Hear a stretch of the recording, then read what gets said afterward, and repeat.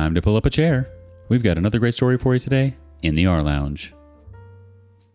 In a world of family feuds, her dad's posthumous mic drop proves that even from beyond the grave, he's the real MVP. Today in the rLounge, while OP's sister was busy deflating tires, Dad's legacy was inflating her integrity. Sister got pregnant with my ex. Family supported her and threatened me to give up my share of the inheritance. My sister got knocked up by my loser ex. That's the truth. It couldn't have been said in any better way. My ex, 27 male, and I, 24 female, dated for 2 years. Post which I introduced him to my family, my parents, my sister, 19 female, and my brother, 15 male. 5 months later, I discovered him cheating on me and knocking up my sister. I was shattered. It was like a bunch of arrows thrown at me from all directions. I got cheated upon, and that man is going to marry my sister, and I'm going to bump into him for the rest of my life. If you're looking for a context, here's one. My ex and I were in the same college. He was in his senior year while I was in freshman when we started going out. He had dropped out earlier to help his dad set up his business. When things got better, he rejoined. 2 years of dating and 4 years of knowing each other, I took him home. It was all happy and fun. We spent the night at my hometown. We went out to a local bar with my siblings. I didn't notice anything wrong between my sister and my ex. That was 2 years ago. My sister was 17 then. We came back the next day and everything remains normal. My ex and I were not living together. He was living with his brother while I lived with my college friend. That was better than living with my ex because his work involved travel. He also used to travel to his hometown often to oversee his dad's business. I told my parents about this and they freaked out. Mom slapped Rosie hard on her face. She'd always been a troublemaker. She dropped out of school at 14, ran away from home twice at 15, and now got knocked up by her sister's boyfriend at 17. She has not told our parents yet. However, when they got to know, they immediately looked at her for the scan, and it turned out that she was 7 weeks pregnant. She confessed that my ex used to travel twice or thrice a month to meet her, and they used to spend the night at a hotel. The cheating broke my soul. 1, because I got cheated by 2 very important people in my life. 2nd, I was in a serious relationship with my ex. I never had a boyfriend before. I'm quite a studious, boring girl. While my academics benefit me in a lot of aspects, like a full ride at university, it has deprived me of a social life.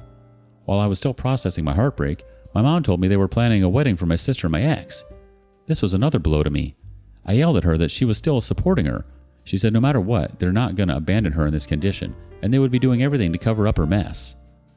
I rolled my eyes and asked her to leave me alone. She said, "I know it hurts you, sweetie, but do we have any other option? We can't get rid of the baby. It's a sin. We can't let the baby grow up as a bastard, can we? We have to get them married. I have spoken to his parents and they are flying down this weekend. She's yet to show, so we can have it in the church instead of a hush-hush city hall wedding." I stood up and started packing my stuff to leave. I can't just stand there and take every BS they were putting up. She stopped me and said, "You can't leave. It's your only sister's wedding." I was aghast. How could she even ask me to attend that whore's wedding who slept with my boyfriend? She said that was in the past. In the present situation, she is my sister and I have to attend her wedding because they don't want to answer people who question my absence. I was like, "Really, Mom? Your teenage daughter got knocked up by her elder sister's boyfriend and you are worried that people are going to question my absence at her wedding? You definitely need to align your priorities." She said she doesn't understand these complexities. In her eyes, my ex is now my sister's would-be husband and the father of her child and my brother-in-law. What the F? It made me sick to the guts. I said I'm not going to give in to her pressure and I'm leaving. She called up Dad and asked him to rush home and knock senses into me. I was about to leave before Dad arrived. I said if I leave, they're going to abandon me and I should never show my face to them even if they die. I said, "Sure, if you're going to support your low-life daughter over me, then I'm cutting you all off from my life too, and they should never contact me either." On the wedding day, a lot of friends and family called and texted me asking why I didn't show up at my sister's wedding. I didn't answer any of the calls. One of my cousins who was close to me told me that my parents, especially my mom, told everyone that I didn't attend the wedding because I was jealous that my younger sister was getting married while I was still single. My blood boiled on hearing this. Quite unusual of me. I went to Facebook and wrote a detailed post describing how my sister got knocked up by my boyfriend and how my parents are getting them married to cover up everything. I attached my pictures with my ex in the post to prove my point.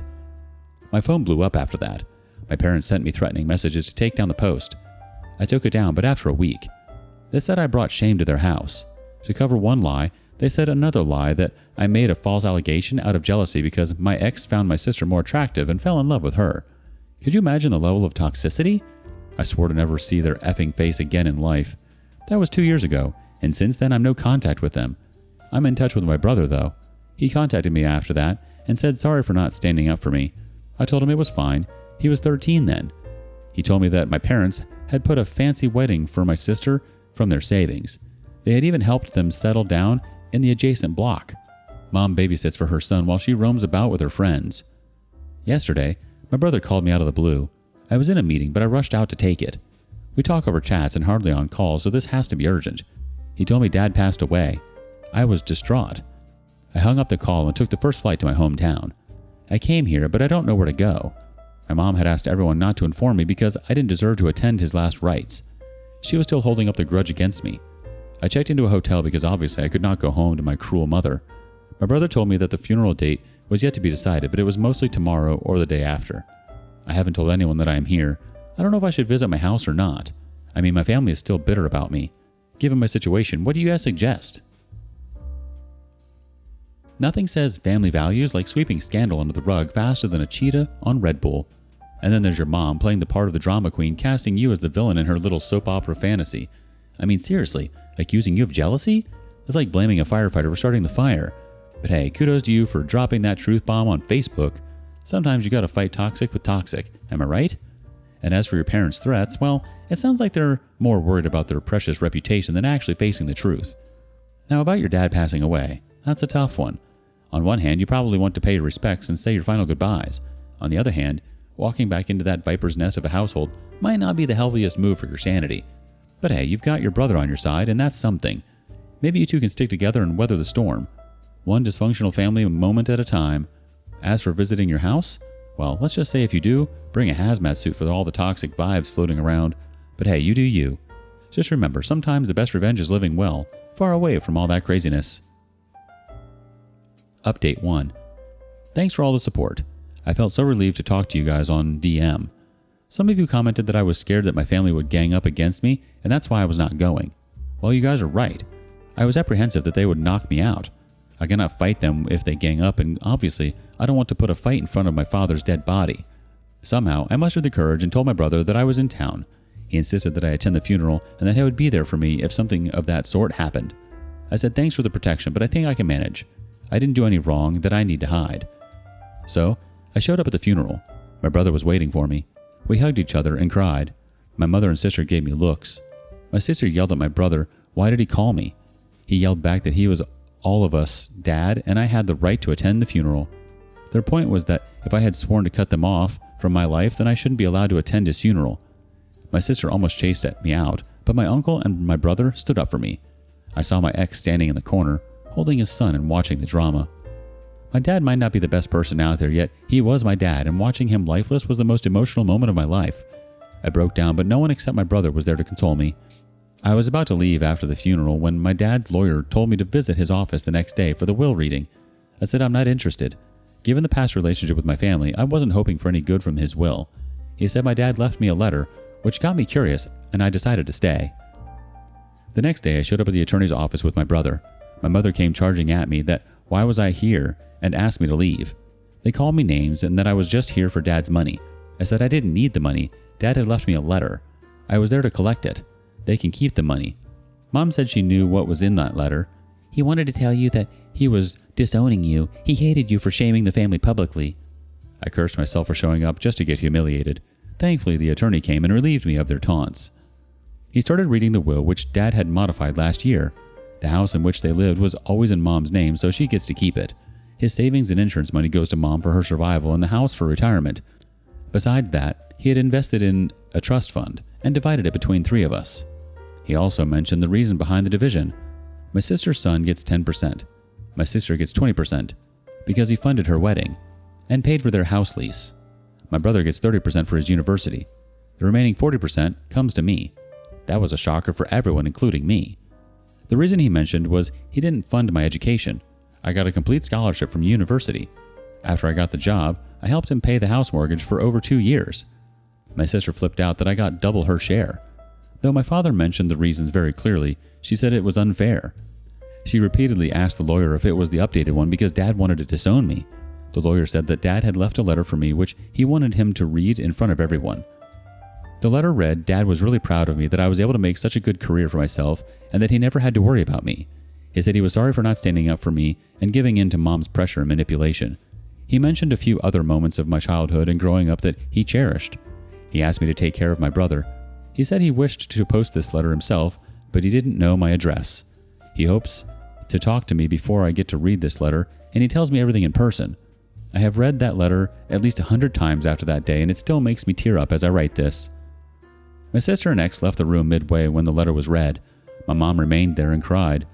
I cried like a toddler hugging my baby brother. I had the return flight in the evening, but my brother insisted I stay. So I've been here for a week now, meeting my brother over brunch and dinner. We just talk and catch up about life and random things. He's finishing high school this year and planning on moving out for grad school. Honestly, I'm worried about him that after I'm gone, my mother and sister may target him for supporting me. But he says now he's grown up to handle any crap they throw. I'm going back tomorrow. I'll update if anything develops. Else, this is the end. Looks like Daddy Dearest had a few secrets up his sleeve, huh? First off, props to you for braving the lion's den and showing up at the funeral. Sounds like your sister was ready to throw you to the wolves faster than you can say inheritance drama. And speaking of drama, that will reading was like something straight out of a movie. Your sister and ex storming out like they just realized they left the oven on? Classic. But hey, looks like your daddy had your back in the end. That letter? Pure gold. It's like he dropped a truth bomb from beyond the grave, setting the record straight and giving you a little piece of closure in the process. And your brother? Sounds like he's got a backbone of steel. Moving out for grad school and standing up to mommy and sis? That's some next level sibling solidarity right there. Update 2. It's not over yet. Looks like my sister and my ex got no chills. So, I came back from my hometown after a week and found a notice in my mailbox. My sister has challenged Dad's will in court, saying that there's a typing mistake by his lawyer. They are claiming that Dad has given her 50% of his assets, but the lawyer has made the mistake. I contacted my dad's lawyer and sent him the notice. He said they could not do anything about it because my dad had signed the will in his senses in front of the attorney and witnesses. Apart from that, Dad had clearly mentioned the reason behind the division, so it's a no-brainer. He said that the judge is going to dismiss the case as soon as he reads the will. That's what happened. The asset gets divided as per the will. The case was closed. I thought we were done here, but no. Emotional manipulation was on the way. Mom called me. She was crying over Dad's death. She said sorry for cutting me out of her life. After she was done shredding her tears, she asked me how I was doing at work and what was new in life. I said work is fine and so is life, regular. She asked if I got the promotion since I have been working for so many years now. I got curious and asked why she wanted to know this. She said she was equally proud of me as my dad, that I was excelling in my career and doing so well for myself. I said, and? She muttered, well, you know your sister couldn't complete school and got pregnant at a young age. She couldn't have a career like you, and she's pregnant again. They're surviving on just one source of income. So I was thinking, why don't you be a bigger person and give your share of the asset to her? Well, you can't deny that your dad was being unfair in giving her only 20% while you get double. I stopped her right there. First of all, it's not that she couldn't complete school. It's rather she didn't complete school and dropped out. And you still consider that Dad was unfair when Dad has clearly mentioned the reason for his asset division. I paid the mortgage for 2 years of the house in which you are living. It's not my problem if my sister is surviving on one income. She made that choice. She should have thought about her husband's income before skipping protection for the second child. And yeah, how could we forget about getting knocked up for the first one? My mom lost her mind at this. She was mad that how could I even say these words in front of her? I was like, I just said, your princess did all of this. Why didn't you lose your mind at her? But I see you're still coddling her like an infant. She called me mean and jealous of my sister. She was having a family while I was still single. And that's why I was trying to hurt her financially, because I cannot beat her in any other aspect. I said, sure, whatever you think. I'm done reasoning with you folks. Guess you don't have enough brain to understand my point. Probably that's why you get better with your 6th grader loser daughter. She hung up the phone saying I was spitting poison and that I'm still that vindictive witch that I was 2 years ago. Do you guys think I should give up my inheritance just because my sister is mindlessly expanding her family without a financial planning? Looks like the circus tent's still standing and the clowns are still juggling their drama balls. First off, kudos for holding your ground against the emotional manipulation brigade. Your sister dropping out of school and popping out babies like a Pez dispenser doesn't exactly qualify as a resume for the Fortune 500, does it? And Mom's little guilt trip? Classic. Why don't you be the bigger person and hand over your share? Yeah, because nothing screams fairness like rewarding irresponsible life choices with a big fat inheritance check, right? But hey, let's not forget the real gem here. Jealous of your sister because she's married and you're single? That's like saying you're jealous of someone because they got food poisoning and you didn't. Talk about a messed up comparison. So, should you give up your inheritance? Heck no. You earned that fair and square. Your sister's financial misadventure shouldn't be your burden to bear. Stick to your guns, keep that inheritance, and let the circus continue without you. Update 3. Here's the new update. Almost a month after the last phone call with Mom, one morning I was leaving for work when I saw my car tires were being slashed. I thought my neighbor's child pulled this prank, so I hailed a taxi and went to work. Meanwhile, I called the car service company to get the tires fixed. They fixed it and sent me the pictures. However, when I came back in the evening, I saw the tires were slashed again, and my car was painted Piggy. I saw the other cars parked nearby, and all of them looked fine. It cannot be a coincidence that the children were targeting my car unless I did something wrong with them. I don't remember having any encounters with any children in the neighborhood. I went upstairs to find a note in my mailbox. Give me my share or else I'm going to make you suffer every day. I immediately called my lawyer and told them about the incident. He asked me to change the locks of my house, install a camera outside my apartment, and check the footage of the camera installed in the basement. I informed the chairman of the apartment and asked him for the camera footage. I reviewed it. I saw a woman wearing a long, oversized coat and a big hat entering the basement in the early hours of the morning, but unfortunately, nothing else got captured because the camera angle didn't cover the area where my car was parked. The same woman again entered the basement in the late afternoon, but there was a man with her with his face fully covered. I knew it was my sister and my ex. Since I didn't have any concrete evidence against them, I could not report them. 2 days later, I came home to find someone had broken into my house through the window. It has to be my loser ex because my pregnant sister cannot climb on someone's window to break open mine. Nothing was stolen, but he brought down the house to ruins. The curtains were pulled down, the pillows were torn open, my clothes were cut down like confetti, and the china sets were broken into dust. I cannot explain how terrible I felt. It was not about the money. My house was insured, but you understand the hatred they had for me. This called for a police complaint. The cops came and made a note of everything. They asked if I doubted anyone. I told them about the car incident, the note in the mailbox, and my history with my sister regarding my inheritance. The odds worked slightly in her favor because she was pregnant. It took a lot of effort and evidence to prove it was her because the camera didn't capture her face. Based on the circumstantial evidence, like the note regarding the asset share and her presence in the town when this happened, their previous charges case of challenging Dad's will, everything put together built a case against her.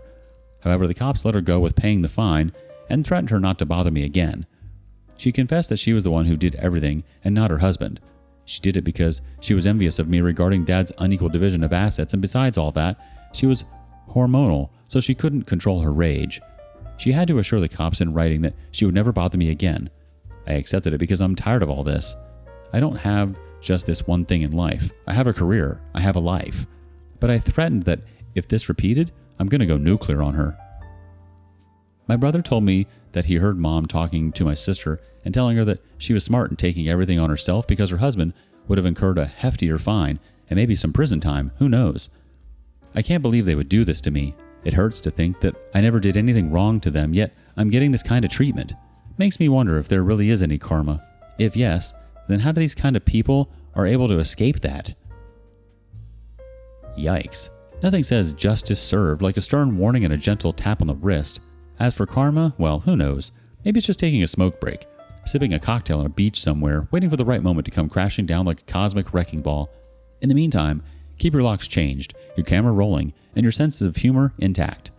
After all, when life hands you slashed tires and broken windows, sometimes all you can do is laugh, preferably while sipping a stiff drink and watching from a safe distance. What would you do? Give OP some of your best advice in the comments below. And thank you for joining us today in the rLounge. Be sure to like and subscribe and hit that notification bell so you don't miss out on our next video. See you soon, and don't forget to push in your chair.